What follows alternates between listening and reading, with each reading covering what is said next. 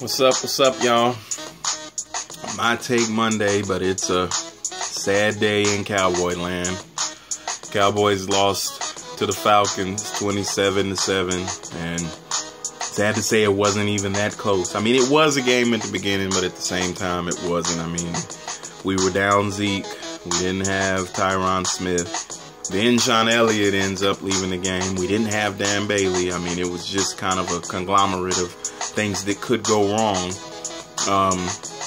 Dak was 20 for 30 for 176 yards. He had one rushing touchdown to go along with his 42 rushing yards. And the man did more picking his butt up off of the field than he did actually throwing.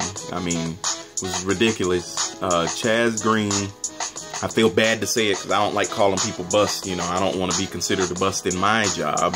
But, you know, third round pick, he can't stay healthy when he is out there. He's getting beat.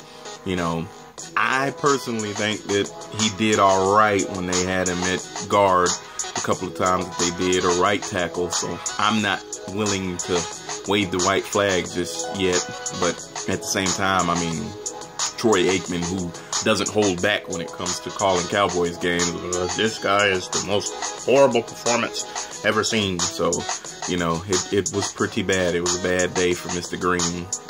He actually got yanked. But Zeke is 33% of our offense. I don't know how many people that love or hate the Cowboys knew that, but 33% of your offense. Imagine if you go into Walmart and you buy an apple pie and you get home and open the box and 33% of the pie is missing. I mean, you're going to be upset. You are going to be livid. So Dallas Cowboy fans all over America have apple pie all over their living rooms because they're upset because we're missing our 33%. So it's very frustrating. Trust, it's just painful. You know, my boy Nate said a few times at the beginning of the season that Zeke just needs to take his lumps and sit down for the first 6 games. And, you know, I didn't agree. I was all about defending your name and stuff, and I still agree with defending your name. But, you know, looking at what's going on with us now and everything else, you know, it's just not.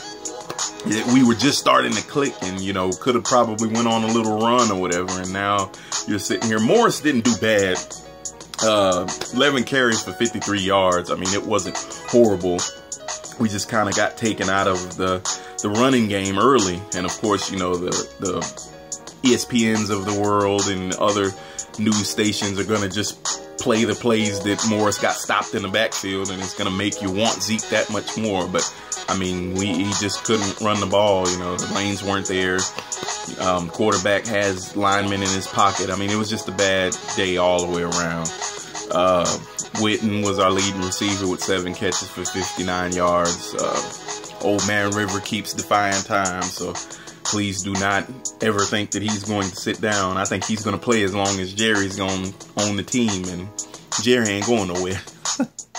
But Tyron, back to him, his back is scaring me. It's official, because now his back is costing him games, and that's costing us games. So you can't sit there and discount, you know, medicine and procedures and different things that can happen. I mean, DeMarcus Lawrence had 2 back surgeries. He was pretty much a you know, foregone conclusion that he was going to be wiped off the roster. And now this dude's sitting here leading the league in sacks, you know, and all kinds of other stuff. So it's modern medicine is a great thing, but it's still scary to know that your left tackle has back issues, and he's not even 28 years old, I don't think. He's still a young cat. So, you know, do not dog kickers anymore. Dan Bailey's importance to this team was magnified yesterday, if it wasn't magnified before.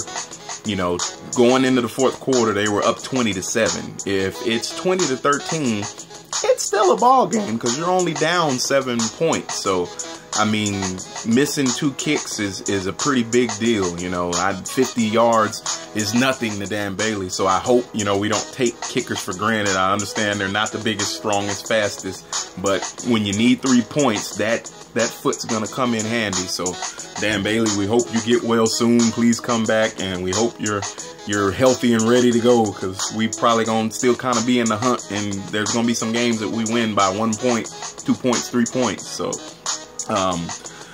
Sean Lee's injury, man, it really hurt us to have him down again. You know, I don't want to sit here and start talking about when he's not on the team or trying to find his replacement or whatever, because there is no replacement. You know, Sean Lee gets everybody. He masks all of our deficiencies, everything on defense that we do wrong. And it's not just the front end, it's the back end as well. You know, he's going and he's all over the field, you know, covering plays and like I said, masking our deficiencies. When he's not out there, Hitchens is a great linebacker, but he's not Sean Lee to get you lined up and get the holes covered up and cover up holes. Like I said, this guy's one of the faster linebackers on the league. I think they actually compared him to Luke Kuechly, and I've always kind of thought that as well. Luke's starting to miss a few games here and there as well, so it's not, you know, he's not on Sean Lee's level when it comes to missing games, but at the same time, you know, your best ability is availability, as my man Herm Edwards likes to say, and we're about to lose Lee possibly for 2 or 3 games. So I mean, it's looking very nasty right now. We're gonna have to overcome a lot of stuff to be able to make this playoff push, but I still have faith in the team that we can do it. Adrian Claiborne, that guy, if y'all didn't know his name, that had Dak picking his butt up off the field multiple times. 6 sacks, man, that is ridiculous. This guy has never heard his name before. Sad thing is, if you're an abnormal Cowboy fan like me, where you just watch everything, I actually wanted this guy in the offseason. I think it was 2 years ago. He's been with them 2 years, so I think it was him and it was another guy, I think Robert Myers, that I actually wanted to pick up because I knew he was a 4-3 end. So, you know, he showed you what he can do. Unfortunately, it's not consistent, and he'll never have 6 sacks again. As a matter of fact, the only time that guy's going to hear his name called so many times is if he watches a Rocky movie. Adrian! Other than that, he's not going to have 6 sacks. So, he was playing like his mama was Michael Strahan and his daddy was Reggie White. So, hats off to you. You know, I'm still going to be a Cowboy hater, and I'm going to say that 2 of those sacks probably should have been face mask penalties, because he was all up in Dak's lips and stuff. But anyway, next up is Philadelphia.